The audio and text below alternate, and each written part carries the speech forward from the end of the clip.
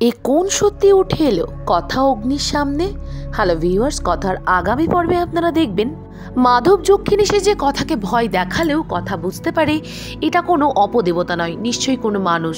তা না হলে লোহার ছেনি এখানে পড়ে থাকতো না। কথা নিজেকে সামলে নেয়। গ্রামের কিছু লোক কথাকে ভেতরে ঢুকতে বাধা দিলে ওরা আবার সার্কিট হাউস ফিরে যায়, আর সেখানে গিয়ে আবারও কাছাকাছি আসে অগ্নি আর কথা। অগ্নির জন্য কফি নিয়ে আসে কথা। অগ্নি মনে মনে ভাবে কেন কথা ওর জন্য এতটা ভাবে। এদিকে কথাও সেই একই কথা মনে মনে ভাবতে থাকে। পরে ওরা আবারও মন্দিরে আসে লেখালেখির জন্য, আর সেখানে এসেই কথা ওই ছেনির খুঁজে পাওয়া এমনকি নানান কথা যখন বলতে থাকে তখন হঠাৎই একজন পাগলি আসে ওখানে। সেই পাগলি এসে ওদেরকে কিছু ক্লু দিয়ে যায়, একটা ছড়ার মতো কিছু বলে।